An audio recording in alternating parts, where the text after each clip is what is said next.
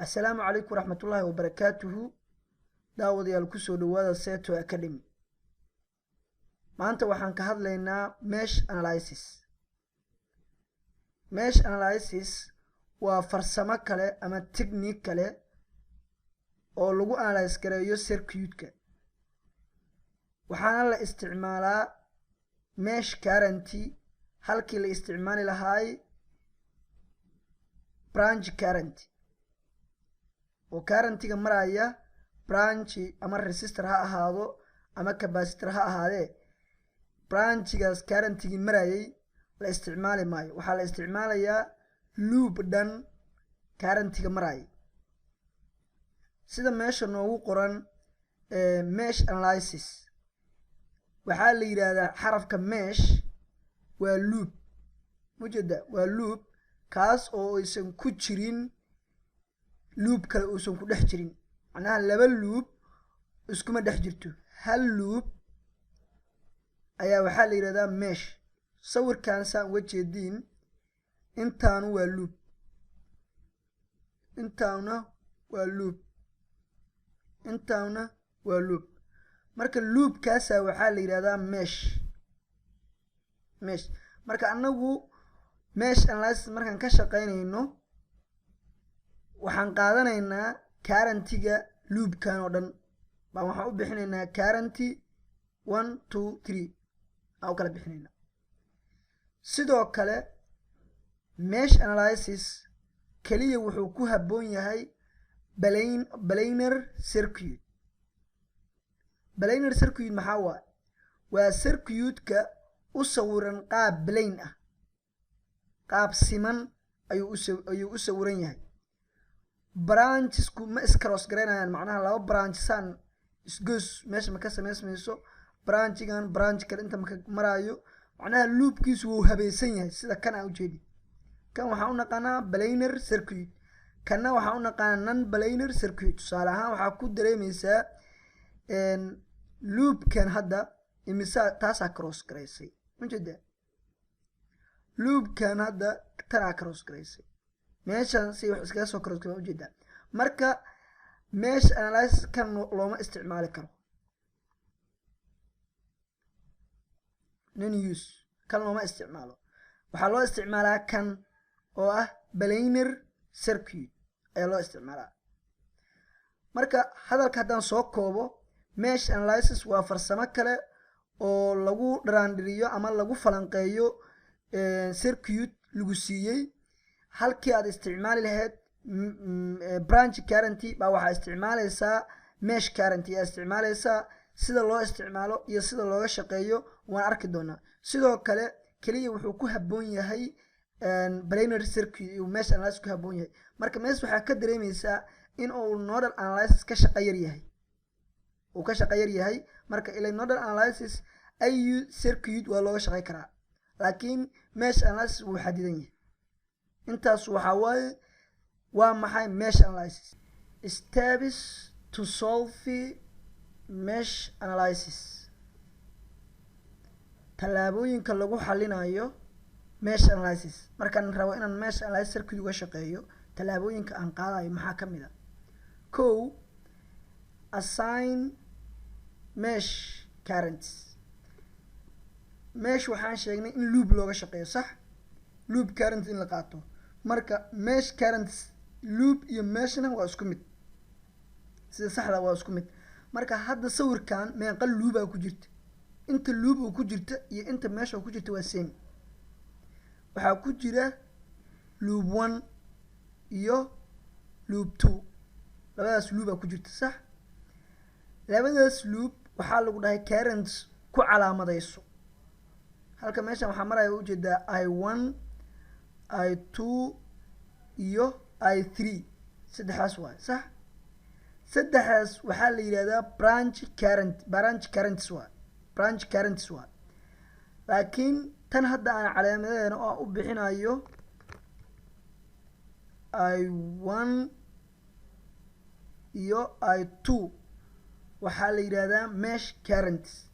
marka talaabada ugu horeysa waxaa lagu dhahay assign mesh current waxaan u qaadanaa I1 iyo I2 waa talaabada ugu horeysa talaabada ku xigta waxaa lagu dhahay apply KVL to each mesh KVL waan naqaanaa sax KVL wuxuu ahaay loop walba voltage ku jira isku dardar equal 0 na dheh صح equal 0 na dheh hadda marka waxaan sameynaynaa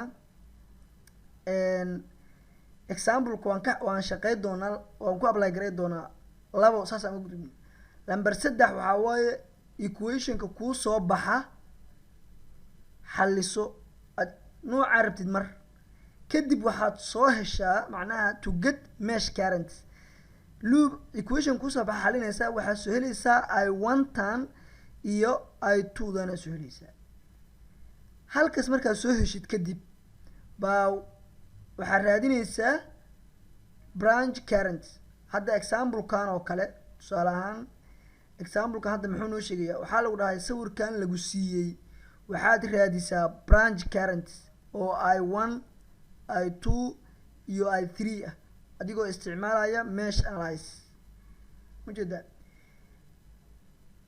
mesh current I1 iyo I2 aad soo helaysaa adigoo isticmaalaya mesh analysis kadib markaad soo heshid baa waxaa soo helaysaa branch current oo ah I1 ta inta maraysa I2 da inta maraysa iyo I3 da inta maraysa hadda marka waxaan u gudbaynaa example kan ayaan ka shaqeynaynaa waxaan dhahaynaa solution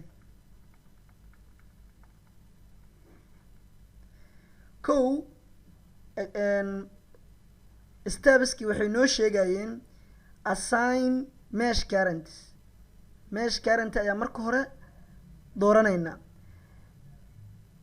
waxaan dhahaynaa inta waxaan u bixinaynaa I small 1 intana waxaan u bixinaynaa I small 2 waa assign mesh current labadaas waxaan u assign gareystay inay yihiin mesh current step ku xiga wuxuu ahaay apply KVL at each mesh macnaha mid walba waxaad ku apply gareysaa KVL marka waxaan dhahayaa halkan igey mesh 1 aan dhahayaa mesh 1 waxaan dhahayaa halkan macnaha KVL na wuxuu ahaay loopka inta voltage oo maraysa isku dar 0 lamidi hadda marka kan halkan markaan ka bilaawno minus ay noqonaysaa minus 15 ayay noqonaysaa minus 15 halkan fida maraysa maxaa lagu helaa I1 oo tan ah hadda aan wato ah oo lagu dhiftay 5 volt marka waxaan dhahayaa plus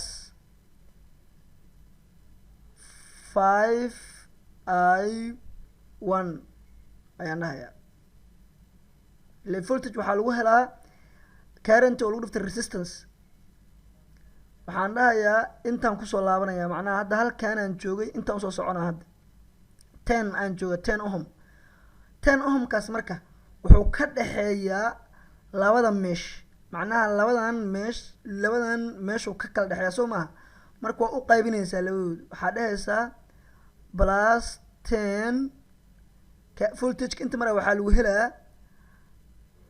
I1 oo midda I1 minus I2 plus asi dhahaysaa voltage kan 10 intaasa dhahaysaa waa mesh 1 waa voltage ka tusaale ahaan 15 waa voltage I1 oo lagu dhiftay 5 na waa voltage ila resistor oo lagu dhiftay current lagu helaa voltage tanna 10 ohm kan wuxuu ka dhaxeeyaa 10 ohm kaas wuxuu ka dhaxeeyaa labadan oo ka dhaxeeyaa 10 ohm kan iyo kan labadan meeshu ka dhaxeeyaa marka labadooda oo la kala jaray labadan current oo la kala jaray tan oo laga jaray tan waxaa lagu hel oo lagu dhiftay 10 ohm kaas waxaa lagu helaa voltage ka maraya 10 ohm plus voltagekan way wada wadaagaan labadooduba hadhoweyta markaan ta kale ka shaqeynayno kana waa ku dari doonaa. okay, equationkan aan xalinaynaa marka. equationkan baan xalinaynaa. waxaan dhahaynaa minus 15 plus 5i1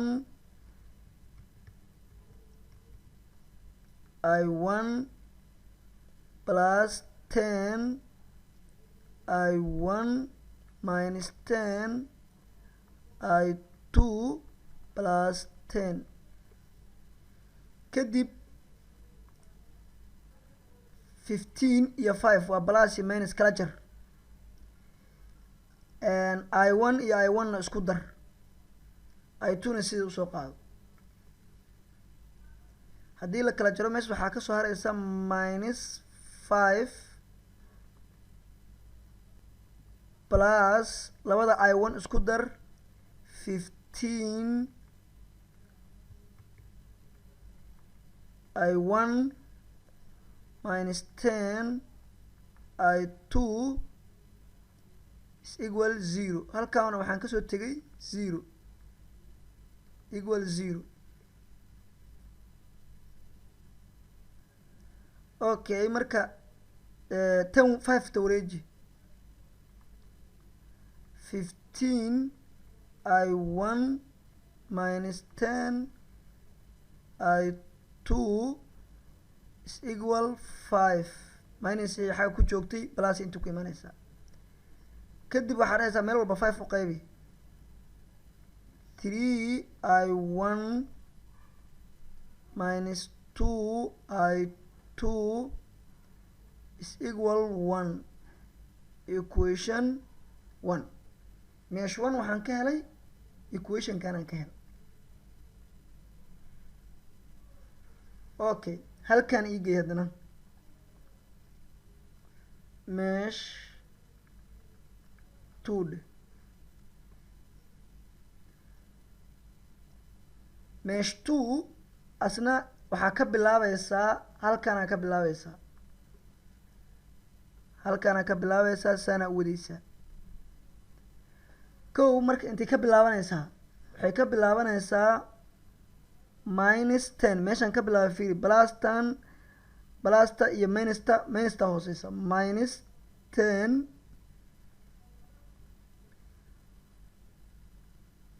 voltiga waay plus 10 taa soo qaadanaysaa oo ohmkaas hadda waxaa hormarinaysaa i2 minus i1 plus 6 i2 plus 4 i2 is equal 0.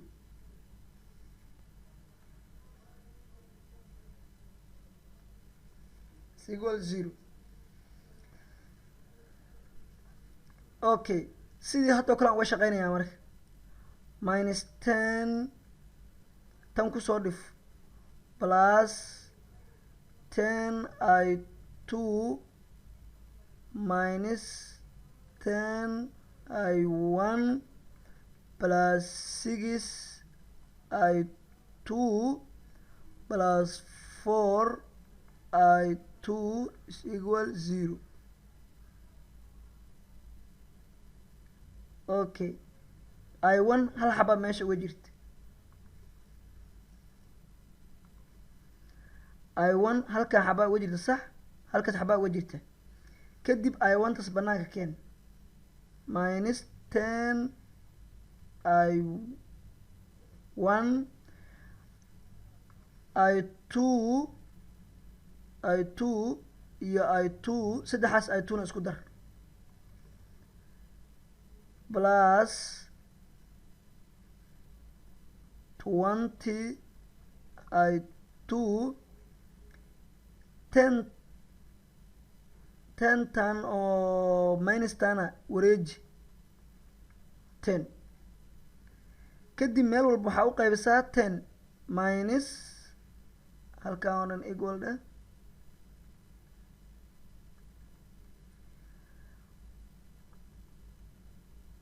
minus I1 ay noqonaysaa plus 2I2 is equal 1 equation 2.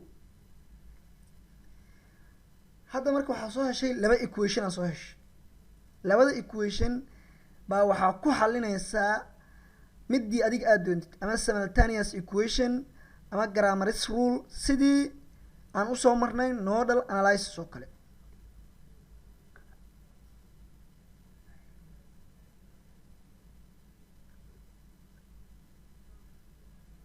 waxaan dhahaynaa waxaan isticmaalaynaa kow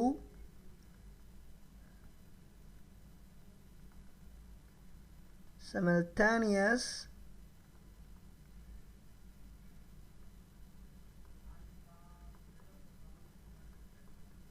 method. simultaneous method okay, waxaa sameynaysaa equation 1 aa soo qaadanaysaa 3I1 minus 2I2 is equal 1. tanna waa soo hoos dhigaysaa minus I1 plus 2I2 is equal 1. kadib waxaa dhahaysaa I2 iyo I2 isla baxayaan, labadana soo kala jar.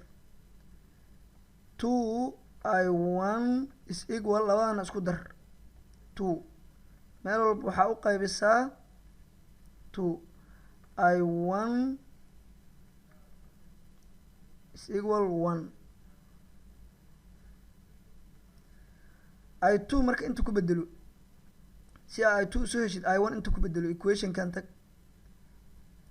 waxaa dhahaysaa 3 oo lagu dhiftay 1 minus 2I2 is equal 1.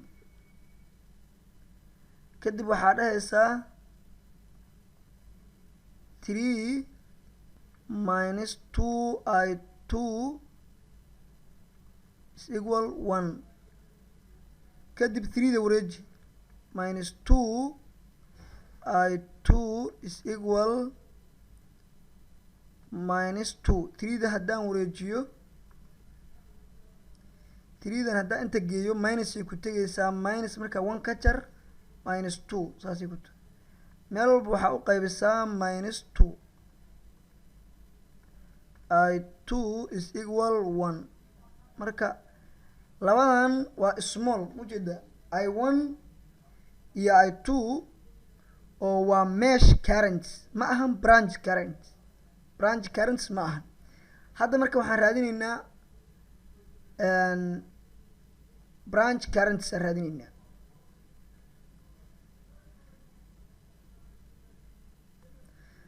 sawirka ayaan ku laabanaynaa. branch currents waxaan ognahay in series circuit currentiga uu same yahay. marka currentiga hadda inta ka bilowday series tan waaye, tan waa series ilaa halkan I1 waxay la mid tahay I1 tan.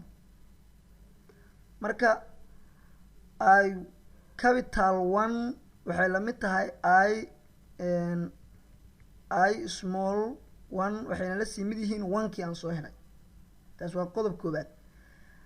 I2 dan waxay maraysaa halkaanay maraysaa, sax? I2 iyaduna waxay la mid tahay I2 danay la mid tahay.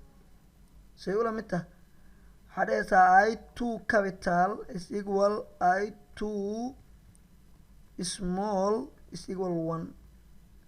marka I3 waxay la mid tahay tan, haddii aad north ku apply garaysid KCL hadaa ku apply garaysid, tan way soo gelaysaa, tanna way ka baxaysaa, tanna way ka baxaysaa.